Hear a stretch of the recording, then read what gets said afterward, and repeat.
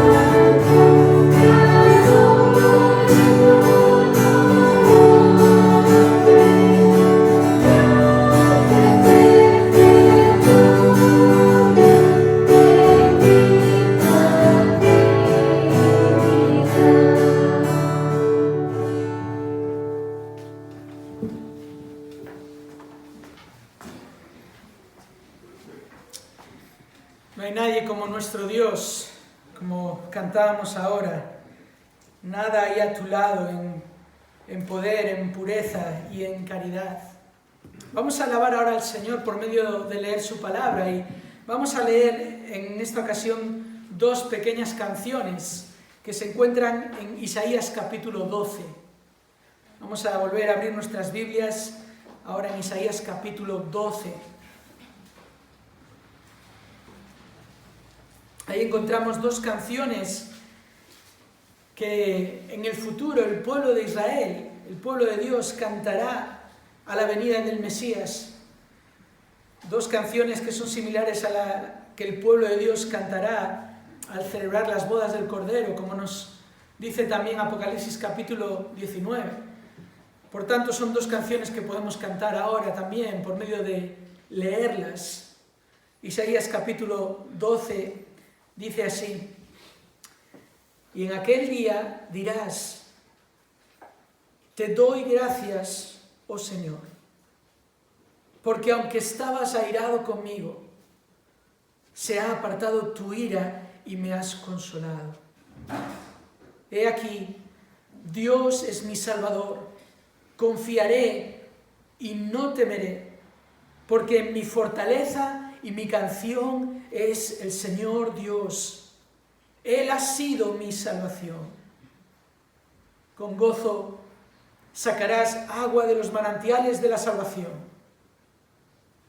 Y aquel día dirás, dad gracias al Señor, invocad su nombre, haced conocer entre los pueblos sus obras, haced recordar que su nombre es enaltecido.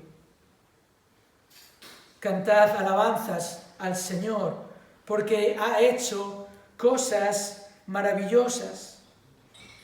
Sea conocido esto por toda la tierra.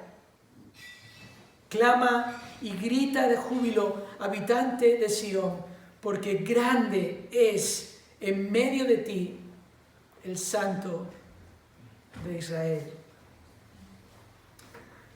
Padre, queremos darte gracias en esta mañana porque tu pueblo no tiene que esperar a aquel día, tu pueblo de redimidos por la sangre de tu Hijo, que podemos estar ante ti en esta mañana, podemos reunirnos aún de esta manera, algunos aquí, otros desde casa, para cantarte alabanzas por tus maravillas, para recordar que tu nombre merece ser enaltecido,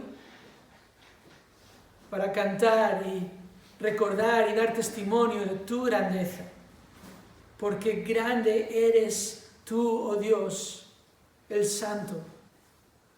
En esta mañana hemos venido a adorarte, a alabarte, a darte gracias, porque en Cristo tenemos esta profunda certeza de que hemos sido redimidos, hemos sido perdonados, de que el castigo por nuestra paz Cristo lo llevó sobre sus hombros, cargó sobre él nuestros pecados para que nosotros ahora, liberados de ese castigo eterno, podamos gozarnos en esta salvación y mirar al futuro con plena esperanza, una esperanza viva, confiados que al cielo vamos.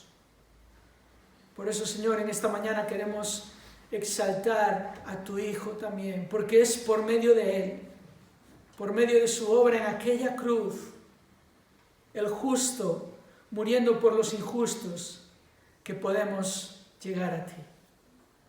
Ayúdanos, Señor, a que en esta mañana nuestra adoración sea plena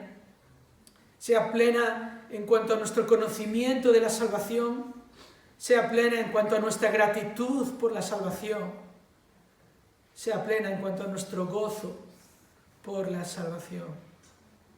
Señor, hay tantas cosas que día a día nos duelen, cosas que sobrellevamos, pruebas difíciles, situaciones complicadas, a veces injusticias, a veces incertidumbres, tantas cosas, Señor, que son disipadas cuando miramos tu gloria. Por eso, Señor, en esta mañana ayúdanos a ver tu gloria. Te lo pedimos en el nombre de Jesús. Amén. Sigamos cantando a nuestro Dios.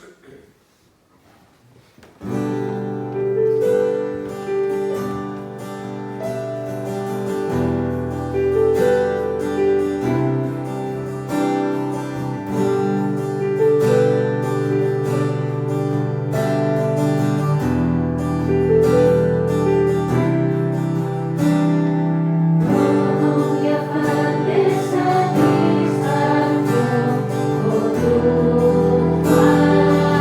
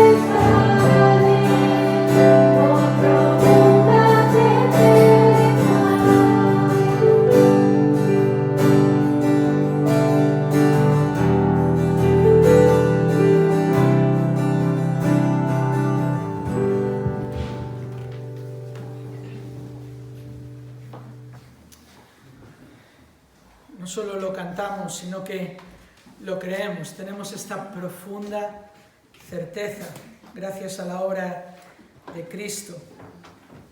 Vamos a adorar ahora al Señor en esta mañana por medio de estudiar juntos su palabra. Así que vamos a ir juntos a Hechos capítulo 11. Hechos capítulo 11. Y nuestra lectura va a ser del versículo 19 al versículo 30. En esta mañana vamos a continuar el estudio que comenzamos el domingo pasado, en dos partes, el domingo pasado y hoy, sobre los fundamentos de una iglesia fiel. Los fundamentos de una iglesia fiel, pensando que es más que apropiado recordar estas cosas tan importantes cuando estamos a punto de cumplir 40 años como iglesia aquí en la ciudad de Pontevedra. Hechos capítulo 11 y comenzamos nuestra lectura en el versículo 19.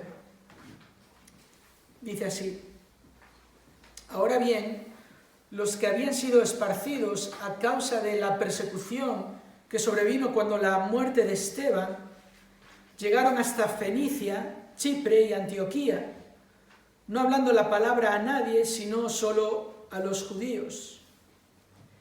Pero había algunos de ellos, hombres de Chipre y de Cirene, los cuales al llegar a Antioquía hablaban también a los griegos, predicando al Señor Jesús. Y la mano del Señor estaba con ellos, y gran número que creyó se convirtió al Señor. Y la noticia de esto llegó a oídos de la iglesia de Jerusalén, y enviaron a Bernabé a Antioquía, el cual, cuando vino y vio la gracia de Dios, se regocijó y animaba a todos para que con corazón firme permanecieran fieles al Señor. Porque era un hombre bueno y lleno del Espíritu Santo y de fe, y una gran multitud fue agregada al Señor. Y Bernabé salió rumbo a Tarso para buscar a Saulo, y cuando lo encontró, lo trajo a Antioquía.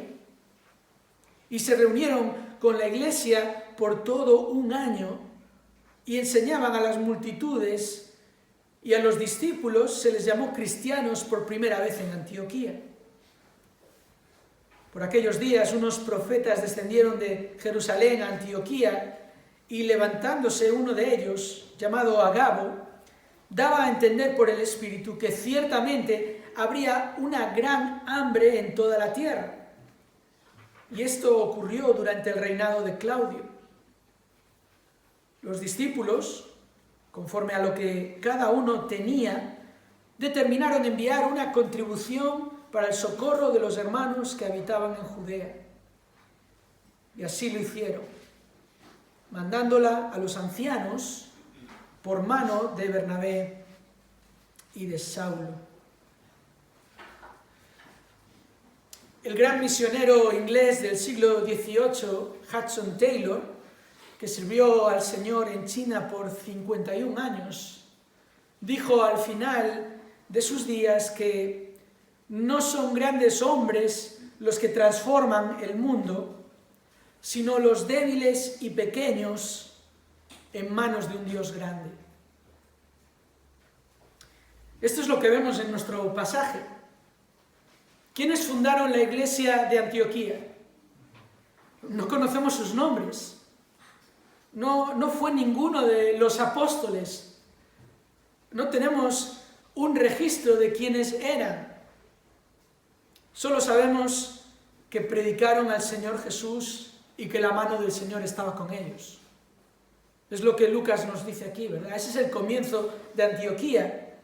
Débiles y pequeños en manos de un Dios grande. Sabemos que estos hermanos y hermanas fueron personas fieles al Señor. Personas que confiaron en la providencia de Dios. Venían huyendo de la persecución en Jerusalén, pero esto no les detuvo para predicar el mismo mensaje que Esteban predicó en el capítulo 7 y por el cual murió. confiaron en la providencia de Dios, proclamaron al Señor Jesús con valor y esperaron confiados en el poder del Señor. La mano del Señor estaba con ellos y gran número que creyó se convirtió al Señor. Hermanos, una iglesia fiel es aquella que tiene un concepto elevado de Dios. Es aquella iglesia que es consciente del gran Dios que tiene. Una iglesia fiel es la que comprende la grandeza de Dios y su propia pequeñez, su propia debilidad. Porque lo cierto, hermanos, es que una iglesia puede tener una visión muy pequeña de un Dios grande. Ese es el peligro. Fuertes influencias hoy en día que dirigen a las iglesias a redefinir su cometido, a rediseñar su visión, a reordenar sus prioridades, sin darse cuenta de que, como decíamos el domingo pasado, el éxito verdadero consiste en hacer la voluntad de Dios, cueste lo que cueste. Hermanos, nuestro Dios sabe lo que hace. Nuestro Dios no necesita consejos. No necesita readaptar sus ideas o actualizar sus planes. Así que podemos estar seguros de que lo que funcionó en Antioquía en el primer siglo es lo que funciona hoy en día. Por eso es tan importante recordar cuáles son los fundamentos de una iglesia fiel. ¿Cuáles son los pilares sobre los que una iglesia se sostiene, se mantiene firme? ¿Cuáles son los distintivos de una iglesia que tiene un alto concepto de Dios? Así que, al cumplir 40 años como iglesia en apenas 5 o 6 semanas, hemos de ser conscientes de los peligros a nuestro alrededor, conscientes de esas influencias que pueden distraernos de la gloria de Dios, ideas que pueden detenernos en nuestra misión de hacer discípulos. Es la misión de la iglesia. El Nuevo Testamento es muy claro en cuanto a la iglesia. Cristo es la cabeza, Cristo es el Señor. Él dijo que tenía toda la autoridad en el cielo y en la tierra, Mateo capítulo 28, versículo 18. Y envió a sus discípulos con una misión clara, Mateo 28, 19, id y haced discípulos de todas las naciones, bautizándolos, enseñándoles a guardar todas las cosas que yo os he mandado. Y luego la promesa, la garantía del Señor Jesús, yo estoy con vosotros todos los días. Todos los días que dura esta misión, yo estoy con vosotros. Y lo vemos en el ejemplo de la iglesia de Antioquía. La mano del Señor estaba con ellos. ¿No anhelamos esto nosotros como iglesia? ¿Que la mano del Señor esté con nosotros? Porque allí donde sus discípulos fueron fieles al plan del Señor, allí el Señor demostró su grandeza y su fidelidad. Así que nosotros, mirando al futuro, mientras esperamos el regreso de nuestro Señor, nuestro llamado y nuestro objetivo es ser una iglesia fiel. Tan sencillo y tan complejo. Ser una iglesia fiel. Hacer la voluntad de Dios, cueste lo que cueste. Convencidos de su grandeza, convencidos también de nuestra responsabilidad y concentrados en su gloria, concentrados en darle gloria. ¿Sabéis? Cada semana recordamos esto en el boletín de la iglesia. Primera página, ahí abajo, debajo de los horarios, ahí lo tenemos. Nuestra misión es glorificar a Dios por medio de la exaltación de su Hijo, por medio de la exposición de su palabra, por medio de la extensión de su evangelio, por medio de la expresión de su amor. Estas cosas son las que vemos en la instrucción de las cartas apostólicas, las cartas del Nuevo Testamento, lo que el Espíritu Santo inspiró a los autores bíblicos a escribir, lo que aquel Teófilo, el receptor original de este libro de los Hechos, había recibido también. Es lo que vemos en este precioso ejemplo de lo que Dios hizo por medio de su pueblo en una gran ciudad gentil corrompida por el pecado, Antioquía, sumida en las tinieblas de maldad. Allí llegaron algunos hombres de Chipre y de Cirene. Hablaban, predicando al Señor Jesús. Allí llegaron para brillar con la luz de Cristo. Hombres débiles y pequeños en manos de un Dios grande. En el pasaje que hemos leído vemos hasta 7 fundamentos de una iglesia fiel. 7 fundamentos de una iglesia fiel, y los 3 primeros ya los consideramos el domingo pasado. El fundamento de la providencia de Dios, cómo Dios dirige todas las cosas para que sus planes y propósitos se cumplan. El fundamento de la predicación del Evangelio, cómo Dios decretó que la salvación sea por medio del Evangelio, de anunciar el Evangelio y de creer el Evangelio. Y esto es lo que aquellos hombres que llegaron a Antioquía hicieron, predicando al Señor Jesús, el verdadero Evangelio, el Evangelio completo. El tercer fundamento que veamos es el poder del Señor. Dios haciendo lo que solo Dios puede hacer, mientras la iglesia hace lo que la iglesia debe hacer. Y os animo a que escuchéis la grabación del mensaje del domingo pasado, si aún no habéis podido hacerlo. Pero hoy vamos a seguir adelante y considerar 4 fundamentos más a partir del versículo 22. Y hermanos, el cuarto fundamento de una iglesia fiel es el fundamento de los pastores apropiados. El fundamento de los pastores apropiados. Fijaos, versículo 22. Y la noticia de esto, lo que se nos dice en el versículo 21, la noticia de esto llegó a oídos de la iglesia de Jerusalén y enviaron a Bernabé a Antioquía, el cual cuando vino y vio la gracia de Dios, se regocijó y animaba a todos para que con corazón firme permanecieran fieles al Señor. Porque era un hombre bueno y lleno del Espíritu Santo y de fe. Y una gran multitud fue agregada al Señor. Versículo 25, y Bernabé salió rumbo a Tarso para buscar a Saulo, y cuando lo encontró lo trajo a Antioquía. El cuarto fundamento de una iglesia fiel es el fundamento de los pastores apropiados. Cristo diseñó su iglesia para ser guiada y cuidada por hombres apropiados.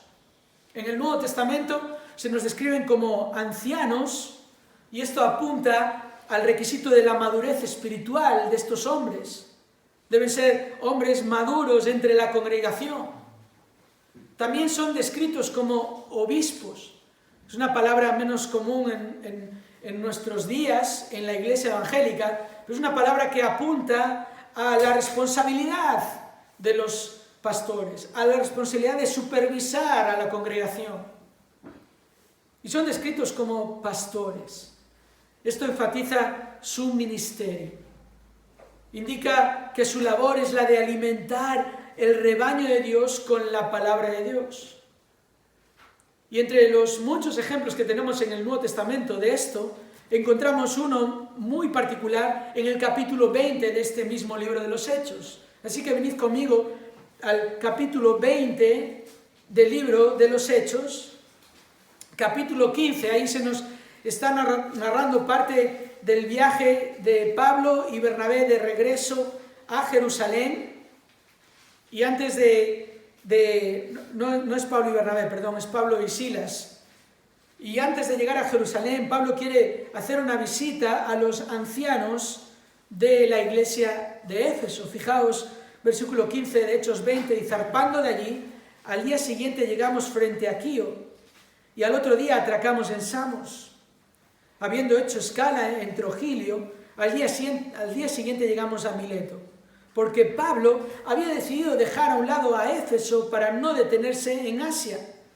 pues se apresuraba para estar, si le era posible, el día de Pentecostés en Jerusalén. Y fijaos ahora el versículo 17, y desde Mileto mandó mensaje a Éfeso y llamó a los ancianos de la iglesia. Aquí tenemos esta primera descripción, los ancianos, hombres con una madurez espiritual probada en la congregación, que tenían esta labor de cuidar a la congregación. Y fijaos ahora, si saltamos al versículo 28, hay una hermosa conversación registrada aquí de Pablo con aquellos ancianos, y llega el versículo 28 y Pablo les dice: tened cuidado de vosotros y de toda la grey en medio de la cual el Espíritu Santo os ha hecho obispos. Aquí tenemos la segunda palabra, esta descripción de aquellos que son puestos por el Espíritu Santo para cuidar de la congregación, para supervisar el rebaño. Pero fijaos, seguimos leyendo: os ha hecho obispos para pastorear la iglesia de Dios, la cual él compró con su propia sangre. Y ahora fijaos la gran importancia de la labor de pastorear. Pablo sigue diciendo: sé que después de mi partida vendrán lobos feroces entre vosotros que no perdonarán el rebaño. Y notad aquí cómo estas palabras están cargadas de la ilustración del pastor, ¿verdad? El rebaño, el lobo, los lobos feroces. Esta es la ilustración aquí. Seguimos leyendo versículo 30, y que de entre vosotros mismos se levantarán algunos hablando cosas perversas para arrastrar a los discípulos tras ellos. Y notad aquí que en la ilustración los lobos feroces son aquellos que en la iglesia se levantan enseñando cosas perversas, lo contrario a las cosas puras, que es la palabra de Dios. ¿Para qué? Para arrastrar a los discípulos tras ellos. Versículo 31, aquí está la labor de los pastores apropiados: estad alerta. Recordando el ejemplo de Pablo, recordando que por 3 años de noche y de día no cesé de amonestar a cada uno con lágrimas. Ahora os encomiendo a Dios y a la palabra de su gracia, que es poderosa para edificaros y daros la herencia entre todos los santificados. O sea, notáis aquí el claro ejemplo: ancianos, obispos, pastores apropiados. El Espíritu Santo los puso ahí. Han sido formados, han sido entrenados por Pablo por 3 años. ¿Formados en qué? En la palabra de Dios. Por eso Pablo les encomienda no a su ejemplo, sino a la palabra de Dios. ¿Por qué? Porque no es Pablo el poderoso para edificar, sino la palabra de Dios es la que edifica, la que transforma a los que van siendo santificados. Esta posición y esta labor son fundamentales en la iglesia de Cristo. El fundamento de pastores apropiados. El libro de Hechos, además, nos describe una progresión. Es la progresión que va desde los comienzos de la iglesia con el fundamento del liderazgo de los apóstoles y profetas. Esto lo vemos en pasajes como Efesios capítulo 2, versículo 20, lo podéis anotar. Allí Pablo dice que Cristo dio a la iglesia como el primer fundamento a los apóstoles y profetas. Y luego en el capítulo 4, Pablo dice como Cristo dio, además de apóstoles y profetas, a evangelistas, pastores y maestros. Esta progresión desde el fundamento a los que luego iban a ser los que guiaran a las congregaciones, lo vemos claramente en Hechos. En el capítulo 6, por ejemplo, de Hechos, podéis anotarlo en el versículo 2, se nos habla allí en un primer momento de una situación, quizás la primera situación compleja dentro del seno de la iglesia de Jerusalén, a los 12, se nos dice, los 12 apóstoles. Y esto fue así por unos capítulos. Vemos que en este mismo capítulo 11 en el que estamos, comienza hablando de los apóstoles que estaban en Jerusalén, aún guiando a la congregación allí, los apóstoles o la mayoría de ellos. Vemos en nuestro pasaje, en el versículo 30 que leímos también, como ya había ancianos también, porque los creyentes de Antioquía mandaron su contribución a los ancianos por mano de Bernabé y Saulo. Lo vemos luego al principio del capítulo 13, en el capítulo 13, versículo 1, esto es aún la iglesia de Antioquía, como allí ya había profetas y maestros. Tenemos a estos siendo los que guían a la congregación, los que dirigen a la congregación. Otro ejemplo, en el capítulo 14 y versículo 23, Pablo, al final de su segundo viaje misionero, decide hacer un recorrido hacia atrás y visitar las ciudades en las que había estado predicando. Y nos dice allí, en Hechos 14, 23, que después que les designaron ancianos en cada iglesia, habiendo orado con ayunos, los encomendaron al Señor en quien habían creído. Pablo y Bernabé y los demás apóstoles no iban designando otros apóstoles, no iban designando profetas, iban designando ancianos. Así es que llegamos al capítulo 15 y en el versículo 6 se nos vuelve a enfatizar que en Jerusalén había apóstoles y ancianos. Y luego, como veíamos hace un momento cuando leíamos en Hechos capítulo 20, los ancianos de Éfeso. ¿Notamos esta progresión? Es una realidad, es un fundamento.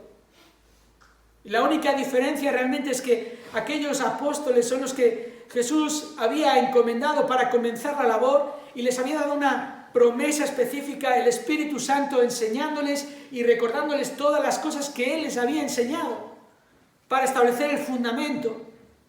Para establecer el fundamento por medio de escribir lo que el Espíritu Santo les inspiró a escribir, para que luego los ancianos, los pastores y maestros enseñaran y guiaran a la congregación por medio de enseñar. Y así es que, volviendo a nuestro ejemplo de Antioquía, observamos en el versículo 22 claramente que la iglesia en Jerusalén supo qué es lo que Antioquía necesitaba. Y enviaron a Bernabé. Enviaron a Bernabé para comenzar a pastorear a los que habían creído y se habían convertido. Y notad esto, Bernabé fue enviado por la iglesia. Bernabé no era un desconocido, no era un llanero solitario. El hecho de que Jerusalén le envía prueba que este era un hombre apropiado para esta labor, un hombre formado, un hombre capacitado, un hombre probado, que claramente había mostrado esta vocación de pastorear. Por eso cuando llega a Antioquía y ve la gracia de Dios, ¿qué hace? Empieza a exhortar a los creyentes. Eso es lo que hacen los pastores, animarles para que con corazón firme permanecieran fieles al Señor. Y hermanos, es importante que notemos aquí el comentario de Lucas en este punto, versículo 24, porque uno de los fundamentos de una iglesia fiel son los pastores apropiados, no un grupo de gestores, sino un consejo de ancianos bíblicamente cualificados. Bernabé era un hombre bueno, y no nos equivoquemos, no bueno humanamente. Aquí bueno tiene el sentido de el hombre adecuado, la persona apropiada. Nos dice más, lleno del Espíritu Santo y de fe, que si hacemos un recorrido en el libro de los Hechos, así es como se describía a los hombres a los que Dios había designado para servir en la iglesia con la enseñanza. Lo encontramos referido a los apóstoles, Pedro lleno del Espíritu Santo predicando en el capítulo 2, en el capítulo 6, los apóstoles diciendo que aquellos que tenían que servir a las viudas que no estaban siendo atendidas correctamente tenían que ser hombres llenos del Espíritu Santo. Se nos dice también de Esteban lleno del Espíritu Santo y de fe, y Bernabé. Pastores apropiados, bíblicamente cualificados, como el Nuevo Testamento nos recuerda de una manera rotunda. Y otra vez aquí tenemos que recordar que cronológicamente varias de las cartas del Nuevo Testamento ya habían sido escritas cuando Lucas escribe Hechos. Y Lucas le dice a Teófilo que le escribe estas cosas para que él pueda confirmar la verdad que le ha sido enseñada. Hechos es la confirmación de lo que las cartas enseñan. ¿Y qué enseñan las cartas? Podéis anotarlo, 1 Timoteo capítulo 3, versículos del 1 al 7, ahí tenemos aquellos requisitos para estos hombres maduros, para los ancianos, el que anhela obispado, como empieza a describir Pablo allí. Y ahí se nos dan esas características del carácter de un hombre fiel, un hombre maduro en la congregación. Un hombre que ha sido probado y además que tiene la capacidad espiritual para enseñar la palabra de Dios, porque esa es la labor de los pastores. En 2 Timoteo capítulo 2 y versículo 2, Pablo le vuelve a recordar a Timoteo que su labor es encargar lo que ha recibido, aquello que se le ha sido enseñado y encomendado a hombres que sean idóneos también para enseñar a otros. Pablo se lo dice a Tito también, Tito capítulo 1, versículos del 5 al 9, lo podéis anotar. Allí Pablo otra vez le dice a Tito, te dejé ahí en la isla de Creta para que designaras ancianos en cada ciudad. Y luego describe esos requisitos muy similares, prácticamente lo mismo que 1 Timoteo 3 del 1 al 7, explicando que estos hombres debían estar formados en la palabra fiel, debían retener la palabra fiel para enseñarla y para refutar a los que no la enseñan. El fundamento de pastores apropiados. Pedro también, 1 de Pedro capítulo 5, versículos del 1 al 4. Yo anciano, escribiendo a vosotros ancianos. Así empieza Pedro esos pasajes para recordarles cuál es la labor del pastor. Aquellos que fueron puestos por el gran pastor para pastorear la congregación. Este Pedro que en Juan capítulo 21 había recibido el preciso mandato del Señor Jesús, apacienta mis ovejas, pastorea el rebaño. Todos estos pasajes describen el carácter espiritualmente maduro y la capacitación del Espíritu para guiar a la congregación. Y es que bíblicamente hay una manera específica que Cristo ha establecido de gobernar su iglesia. Y ahí os recuerdo dos pasajes más en Hebreos capítulo 13. En unas semanas, Dios mediante, estaremos en este pasaje, pero Hebreos capítulo 13, versículo 7, aquí está el mandato: acordaos de vuestros guías, que os hablaron la palabra de Dios y considerando el resultado de su conducta, imitad su fe. Aquí están estos guías que hablaron la palabra de Dios. Y versículo 17 de Hebreos 13, obedeced a vuestros pastores y sujetaos a ellos, porque ellos velan por vuestras almas como quienes han de dar cuenta. Permitidles que lo hagan con alegría y no quejándose, porque eso no sería provechoso para vosotros. Esta es la manera específica que Cristo estableció. Obedecer a los pastores, a los que pastorean, a los que velan por vuestras almas, a los que han de dar cuenta por esa labor específica.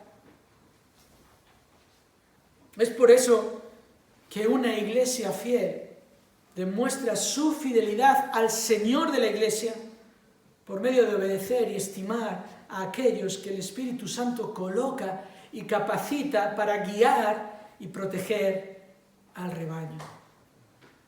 Y Bernabé es un gran ejemplo para nosotros.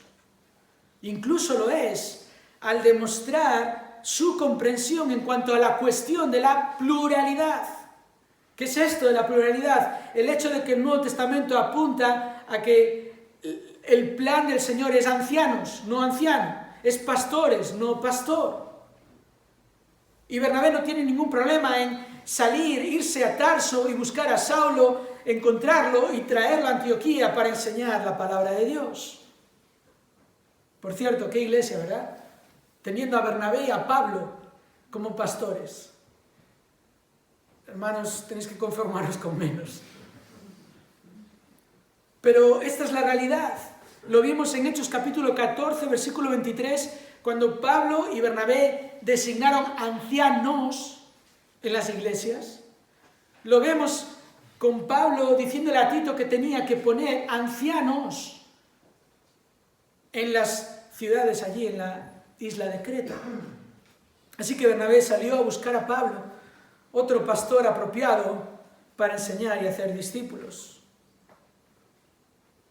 Hermanos, si de verdad queremos ser una iglesia fiel, la exhortación y la enseñanza y el discipulado deben ser prioridades en nuestra iglesia.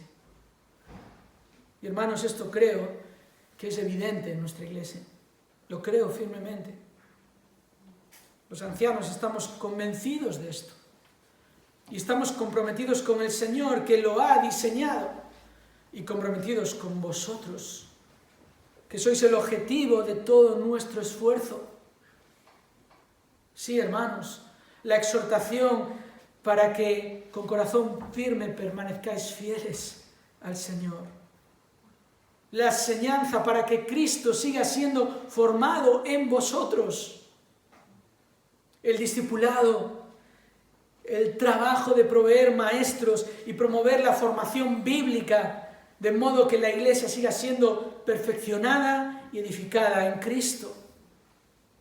El fundamento de pastores apropiados que hacen la labor que Cristo encomendó. La labor para la cual la iglesia cuenta también con la inestimable ayuda de la palabra de Dios, que es el quinto fundamento de una iglesia fiel. El cuarto, pastores apropiados. El quinto fundamento, que lo vemos en el versículo 26, es el fundamento de la palabra de Dios. El fundamento de la palabra de Dios. Fijaos, cuando lo encontró, lo trajo a Antioquía y se reunieron con la iglesia por todo un año y enseñaban a las multitudes, y a los discípulos se les llamó cristianos por primera vez en Antioquía. Es un versículo precioso, es un versículo de esos de los que si te gusta subrayar tu Biblia, deberías subrayarlo. Es hermoso ver aquí el poder de la palabra de Dios en acción. Ahora necesitamos entender que en el contexto histórico en el que estamos aquí, los creyentes aún no tenían toda la revelación escrita de Dios. La palabra de Dios aún no había sido escrita de manera completa. Pero esto no significa que la enseñanza de los apóstoles fuera otra cosa que la palabra de Dios. ¿Recordáis cómo Hechos 2:42 nos recuerda que ya la iglesia en Jerusalén perseveraba en la doctrina de los apóstoles? Es importante entender además que Teófilo, aquel a cual Lucas le escribe este libro, ya había recibido instrucción. Otra vez, cronológicamente, muchas de las cartas del Nuevo Testamento ya habían sido escritas antes que los Evangelios y que este libro de Hechos. Estaban circulando ya, se estaban utilizando. Los apóstoles enseñaban desde la revelación escrita del Antiguo Testamento. Vemos a Pedro en su primer sermón, en el capítulo 2, usando el Antiguo Testamento. Lo estamos viendo en la carta a los Hebreos, el autor a los Hebreos exponiendo textos y textos del Antiguo Testamento. Vemos a Pablo afirmando en 2 Timoteo 3:16 que toda la Escritura es inspirada por Dios, y cuando Pablo escribe ahí toda la Escritura en ese momento concreto de la historia, eso era el Antiguo Testamento y el Nuevo Testamento que se estaba escribiendo. Así que no cabe duda que esta fue la labor de Bernabé y Pablo en Antioquía. La palabra de Dios fue su herramienta, fue el fundamento sólido de su enseñanza. De hecho, las mismas cartas de Pablo son la demostración de cuál era la fuente de su enseñanza. Vemos la enseñanza y el método de Pablo de una manera muy clara a lo largo del Nuevo Testamento. Pablo siempre fue fiel al Evangelio en cada lugar al que llegaba. Apuntad este pasaje, Primera de Tesalonicenses capítulo 2. Primera de Tesalonicenses capítulo 2, versículos del 1 al 4. Pablo les dice allí a los hermanos de Tesalónica: vosotros mismos sabéis, hermanos, que nuestra visita a vosotros no fue en vano, sino que después de haber sufrido y sido maltratados en Filipos, como sabéis, tuvimos el valor, confiados en nuestro Dios, de hablaros el Evangelio de Dios en medio de mucha oposición. Pues nuestra exhortación no procede de error ni de impureza, ni es con engaño, sino que así como hemos sido aprobados por Dios para que se nos confiara el Evangelio, así hablamos, no como agradando a los hombres, sino a Dios que examina nuestros corazones. Notad lo que Pablo dice aquí. Venimos de Filipos, nos han maltratado por predicar el Evangelio, y llegamos aquí a Tesalónica y lo que hacemos es predicar el Evangelio. Eso es lealtad, hermanos.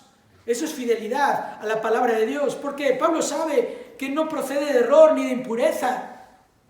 Pablo está convencido de que su labor no es agradar a los hombres, sino agradar a Dios. Pablo está convencido del gran Dios que tiene. Así que no importa que él se sienta pequeño, eso es lo que su nombre significa, y se sienta débil.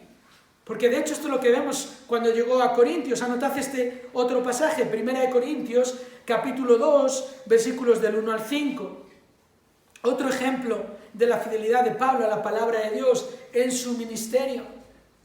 Pablo dice allí, 1 Corintios 2, cuando fui a vosotros, hermanos, proclamándoos el testimonio de Dios, no fui con superioridad de palabra o de sabiduría, pues nada me propuse saber entre vosotros excepto a Jesucristo y este crucificado. Y estuve entre vosotros con debilidad y con temor y mucho temblor.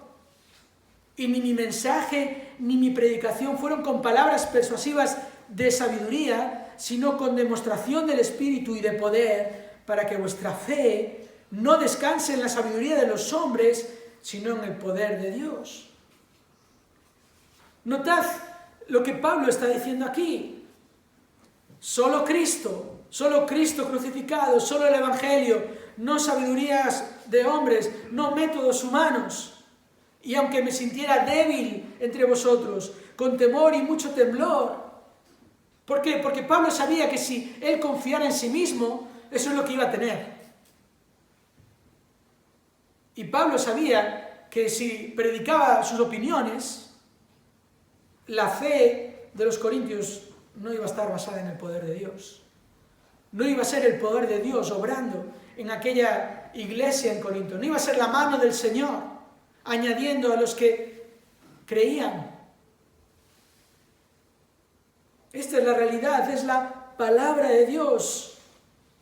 Como vemos también en Hechos capítulo 20, podemos volver allí. Estuvimos antes en este pasaje, en esta conversación entre Pablo y los ancianos de Éfeso, porque Pablo fue fiel al Evangelio, fue fiel a la enseñanza de la palabra de Dios, una enseñanza exclusiva, no enseñanza de sabiduría humana, y además su compromiso fue la enseñanza sistemática y exhaustiva de la palabra de Dios. Sistemática en el sentido de enseñar cada verdad y cada doctrina. Cada verdad y cada doctrina. Pablo dice allí en Hechos capítulo 20 y versículo 18, vosotros bien sabéis cómo he sido con vosotros todo el tiempo, desde el primer día que estuve en Asia, sirviendo al Señor con toda humildad y con lágrimas y con pruebas que vinieron sobre mí por causa de las intrigas de los judíos. ¿Cómo no rehuí declarar a vosotros nada que fuera útil y de enseñaros públicamente y de casa en casa, testificando solemnemente, tanto a judíos como a griegos, del arrepentimiento para con Dios y de la fe en nuestro Señor Jesucristo? Y luego, versículo 26, por tanto os doy testimonio en este día de que soy inocente de la sangre de todos, pues no rehuí declarar a vosotros todo el propósito de Dios, todo el consejo de Dios. Este fue el compromiso de Pablo, y esto es lo que vemos en el ejemplo de Antioquía.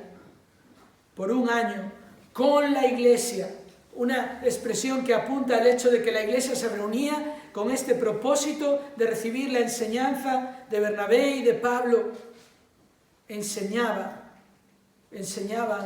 a las multitudes, enseñaban a los discípulos, a los cuales empezaron a identificar como cristianos, porque eran estos que seguían a ese tal Cristo. Era evidente Era evidente porque, hermanos, la palabra de Dios es el alimento de los hijos de Dios. Es eficaz. La palabra de Dios es eficaz en hacer la voluntad de Dios. Es útil, es suficiente, es todo lo que necesitamos. Es poderosa para revelar nuestras verdaderas intenciones. Es perfecta en todo lo que dice y en todo lo que manda. Hermanos, la Iglesia nunca puede dar demasiada importancia a la palabra de Dios. Porque es precisamente eso. Es su palabra. Es la palabra de un Dios grande. Sin embargo, el gran problema de muchas iglesias hoy en día es que minimizan el lugar y la autoridad que la palabra de Dios debería tener en la iglesia. Porque elevar ideas de hombres y sabiduría humana a la altura de la palabra de Dios es un claro menosprecio al Dios de la palabra. Es como decirle a Dios que necesita ayuda. Es como decirle a Dios que lo que Él ha dicho se ha quedado obsoleto, anticuado, arcaico. Y no pensemos, hermanos, que una iglesia llena de personas es una iglesia sana. No podemos pensar así. Recordad que Pablo le advirtió a Timoteo que en los últimos tiempos muchos acumularán para sí maestros conforme a sus propios deseos. Segunda de Timoteo 4, versículo 3. Fijaos, os hago esta pregunta. ¿Es posible que la predicación de la palabra de Dios haga que algunos se vayan de la iglesia? ¿Es posible? Bíblicamente la respuesta es sí. Porque sabemos que en la iglesia pueden haber personas que no son verdaderos creyentes. Y lo cierto es que el verdadero creyente ama la palabra de Dios. Y el que no es un creyente verdadero, al final, no soportará la sana doctrina. Lo que Pablo le está diciendo ahí a Timoteo, en 2 Timoteo capítulo 4. No podemos dejarnos guiar por la meta de agradar a los hombres. Con esa meta uno puede llenar la iglesia. Pero eso no es la iglesia de Cristo. Eso no es una iglesia fiel. La iglesia fiel es la que se guía por la gloria de Dios.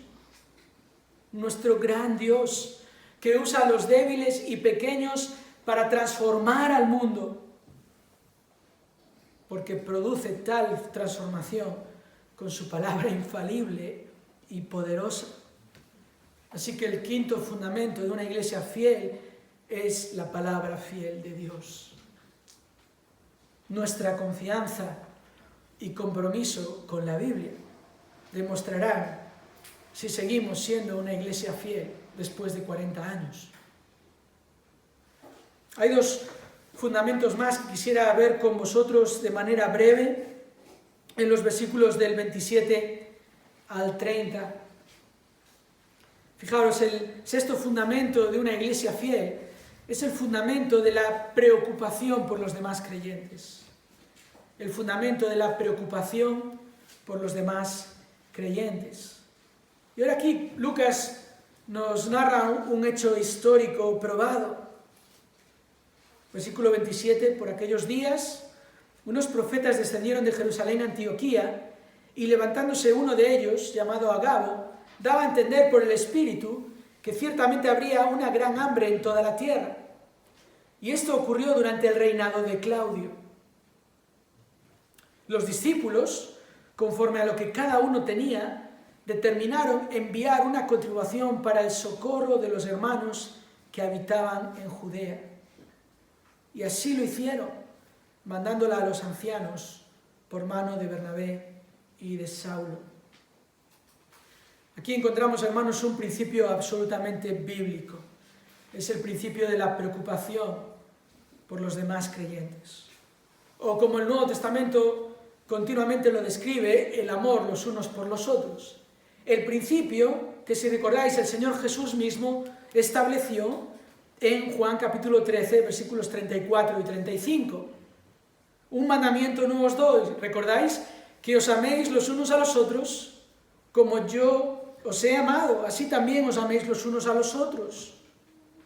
En esto conocerán todos que sois mis discípulos, si os tenéis amor los unos a los otros. Esto es Juan capítulo 13, versículos 34 y 35. Y es lo que vemos aquí.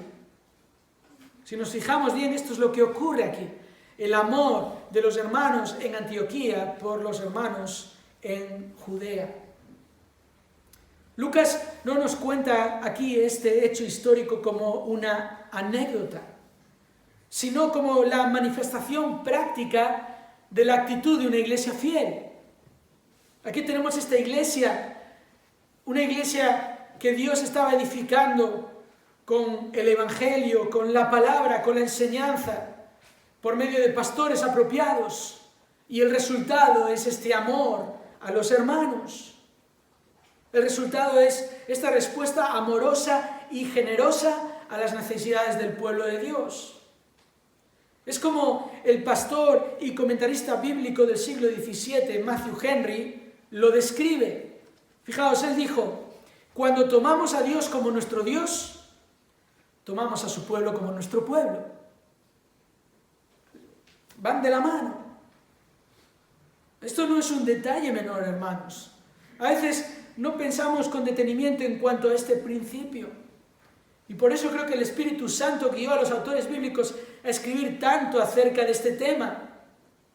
Más de 30 veces en el Nuevo Testamento aparece el mandato de los unos a los otros. Con ejemplos como amaos los unos a los otros, servíos los unos a los otros, perdonaos los unos a los otros, etcétera, etcétera.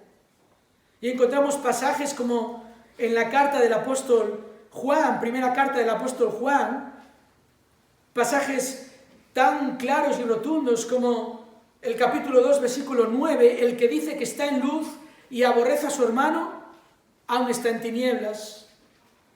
El que ama a su hermano permanece en la luz y no hay causa de tropiezo en él. Luego capítulo 3 y versículo 16, en esto conocemos el amor, en que Él puso su vida por nosotros. También nosotros debemos poner nuestras vidas por los hermanos. Pero el que tiene bienes de este mundo y ve a su hermano en necesidad y cierra su corazón contra él, ¿cómo puede morar el amor de Dios en él? Hijos, no amemos de palabra ni de lengua, sino de hecho y en verdad. Y más ejemplos que podríamos ver, pasajes muy claros.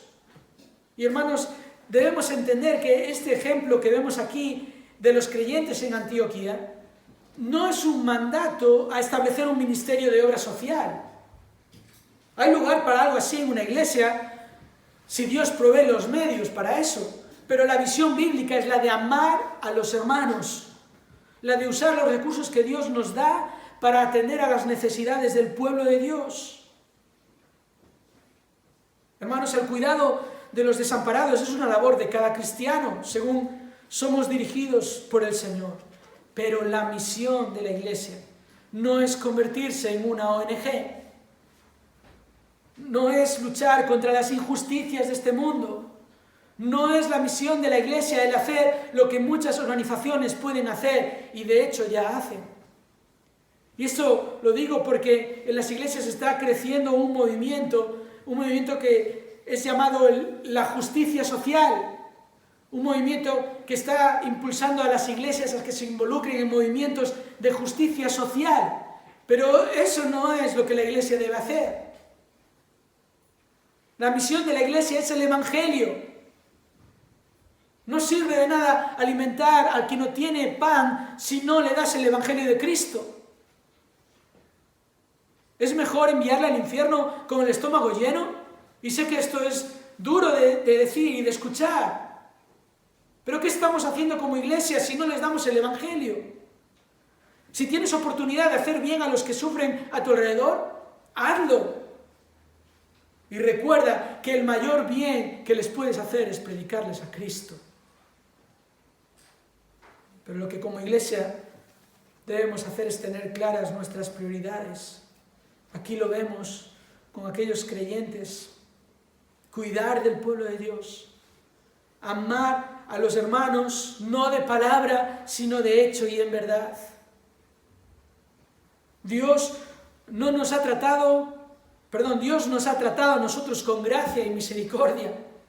Y así es como también nosotros hemos de tratar a los demás creyentes.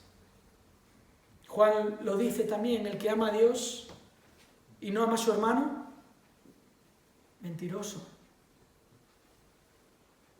El fundamento de la preocupación por los demás creyentes. Y un último fundamento, que lo vemos también aquí en el versículo 29, pero de una manera implícita, es el fundamento de la provisión de Dios. Fundamento de la provisión de Dios. Hay algo muy interesante aquí que quiero que notemos. El versículo 29 dice: los discípulos determinaron enviar una contribución para el socorro de los hermanos que habitaban en Judea, pero fijaos en esta frase, conforme a lo que cada uno tenía. Puede pasar desapercibido el hecho de que Dios ha dado promesas claras a su pueblo, a sus hijos, de que les iba a proveer lo que necesitaran. Y es de ahí de donde los discípulos sacaron para ofrendar, para cuidar, para ayudar a otros hermanos. De lo que tenían, sacrificaron. Y esto es la demostración, hermanos, de que el pueblo de Dios no actúa en base a una fe ciega. El pueblo de Dios actúa conociendo a su Dios, sabiendo que Dios es fiel, sabiendo que Dios no miente, sabiendo que ninguna de sus promesas dejará de cumplirse. ¿Y cuántas promesas nos ha dado Dios en cuanto a su provisión? Grandes promesas, preciosas promesas. Dios ha prometido cuidar de su pueblo, proveer para sus hijos en este mundo. Pero aquí es donde muchas iglesias están distorsionando el principio bíblico. Aquí es donde muchos han salido para engañar con la mentira de que si tú le das a Dios, entonces Dios te va a dar a ti. Eso no es lo que la Biblia enseña. Eso no es lo que vemos en este ejemplo, que aquellos discípulos dieron para que Dios les diera a ellos más. Sin embargo, es un principio muy común en las iglesias evangélicas, tristemente, hoy en día. El principio bíblico no es dar para recibir más. El principio bíblico es dar porque hemos recibido. Ese es el principio bíblico. Dios nos ha dado para que nosotros demos. Hay una diferencia enorme. Y la clave está en conocer a Dios. Porque ¿acaso nuestro Dios nos pide que demostremos nuestra fe por medio de dar de lo que tenemos? Es sutil esto, hermanos. Pero no es lo que Dios pide. Lo que Dios nos pide es que administremos con fe lo que Dios nos da, lo que Él nos da. ¿Acaso Dios no nos enseña a dar pensando en el bien de los demás? Sin embargo, dar pensando que Dios me va a dar a mí, por haber dado yo, esto es un pensamiento egoísta y antibíblico. Dios ya nos hizo la promesa de que cuidaría de nosotros, de que no nos afanemos, de que nuestro afán no sea tener más. No caigas en la mentira de que des para tener más o para que Dios te dé. Dios ya te va a dar, Él ya lo ha prometido. Dios no juega de esa manera. Por eso nosotros lo que tenemos que hacer es buscar su reino, su justicia, lo cual incluye trabajar con toda nobleza, hacer lo que es nuestra responsabilidad de la mejor manera posible. Si es trabajar, trabajar. Si es estudiar, estudiar, estudiar con esmero. Es ser diligentes en nuestras responsabilidades, sean cuales sean. Nuestra responsabilidad también incluye ser sabios y generosos con nuestros recursos. Dios ha revelado sus planes. Dios nos ha indicado cuál es nuestra misión en el mundo. Y Jesús el Señor de la Iglesia, el que nos ha enviado a hacer discípulos, es también el que dijo: tengo toda la autoridad y tengo todos los recursos. ¿Cuál es nuestra tarea? Nuestra tarea es obedecer. Obedecer con confianza. Nuestra tarea es administrar con coherencia, como hicieron aquí estos creyentes, conforme a lo que cada uno tenía. Nuestra tarea es dar con generosidad, como otros pasajes del Nuevo Testamento nos enseñan: dar generosamente, dar sacrificadamente, dar estando seguros de que el Señor nos cuida. No apegarnos a lo material. Eso es lo que tenemos que hacer. Nuestra tarea es recordar que tenemos un Dios grande, un Dios que tiene planes perfectos, propósitos firmes y recursos ilimitados. Hermanos, los depósitos de Dios nunca estarán desabastecidos. Los depósitos de Dios para la Iglesia, siempre vamos a tener lo que necesitamos. Y estos son los fundamentos, hermanos. Esto es lo que tenemos que recordar. Si tenemos otros 40 años por delante, si tenemos solo un año más por delante o días, no lo sabemos, ¿verdad? Y anhelamos que el Señor venga, pero hasta el momento que Él venga, queremos ser una iglesia fiel, confiando en la providencia de Dios, predicando el Evangelio, descansando en el poder que el Señor tiene, con los pastores apropiados, con la palabra de Dios, preocupados por los demás creyentes, seguros en la provisión de Dios. Alguna vez en estos últimos años he visto anuncios de conferencias y actividades especiales en iglesias con el lema de la iglesia del siglo XXI, o otros como ¿cómo ser la iglesia del siglo XXI? Como si la iglesia necesitase adaptarse a los tiempos. Nosotros hemos hecho el ejercicio incomprensible para muchos de irnos al primer siglo a ver el ejemplo de la iglesia allí. Y hermanos, esto es así porque al final no depende de los tiempos en los que vivimos, no depende de las ideas de grandes hombres, depende de la providencia, el poder, la palabra y la provisión de un Dios grande. Y eso es lo que necesitamos como iglesia, tener un alto concepto de Dios.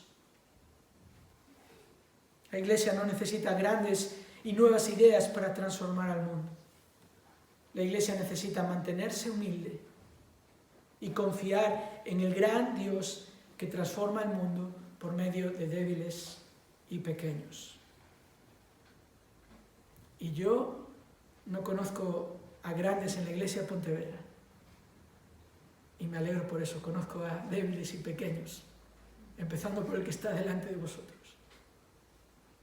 Recordemos los fundamentos, afiancémonos en nuestra convicción.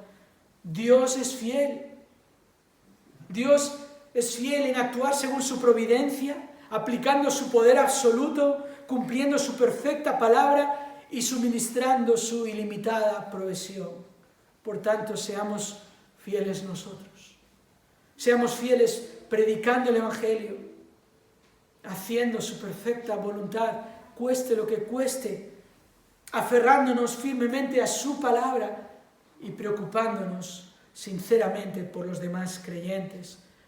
Nuestra misión, mientras Cristo nos regresa a buscar a su iglesia, es glorificar a Dios por medio de la exaltación de su Hijo, por medio de la exposición de su palabra, por medio de la extensión de su Evangelio, por medio de la expresión de su amor. Padre, te damos gracias en esta mañana por haber podido recorrer este pasaje y estos principios fundamentales.